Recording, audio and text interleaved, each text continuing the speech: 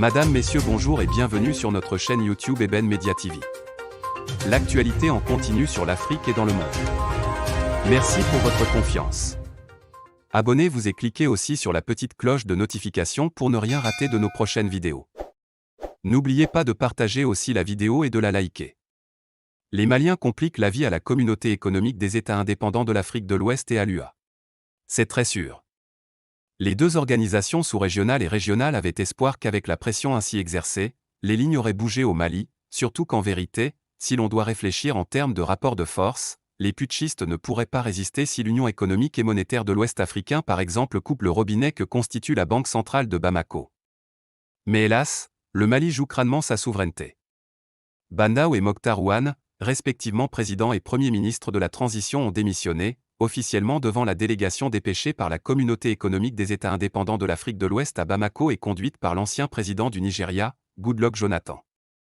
La Cour constitutionnelle fait de Assimi Goïta le nouveau président du Mali. Des milliers de personnes, enfin, descendent dans les rues pour exprimer leur soutien à la junte. Dans ces conditions, que peuvent encore faire la Communauté économique des États indépendants de l'Afrique de l'Ouest, l'UA, la France et ses différents partenaires dressés contre cette junte de par le monde? À supposer d'ailleurs que le colonel décide à l'heure où nous parlons de respecter les injonctions de cette communauté internationale et rend sa démission, qu'est-ce qui va arriver? La Communauté économique des États indépendants de l'Afrique de l'Ouest va-t-elle choisir un dirigeant qu'elle imposera au peuple malien?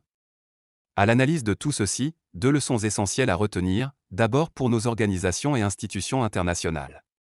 Apprendre, en tout temps et en tout lieu, à poser des actes cohérents, conséquents tout en restant en harmonie avec les textes, lois et règles qu'elles se sont données. Ces règles auraient été respectées dans le cas tchadien que, probablement, les militaires au Mali auraient beaucoup hésité avant de se décider à déchoir les dirigeants de la transition, ou encore, même si le cas se présentait, ces organisations seraient fondées à agir avec fougue, énergie et détermination pour les faire respecter. S'étant malheureusement déjà compromises dans le cas tchadien, il ne reste plus qu'à nos institutions ainsi vidées de leur essence, la marge mince pour juste annoncer, sans plus. En clair, elles sont prises dans leur propre corde, y compris la France qui fait preuve d'un déséquilibre et de trop de grossièreté dans ses choix politiques et diplomatiques en Afrique francophone.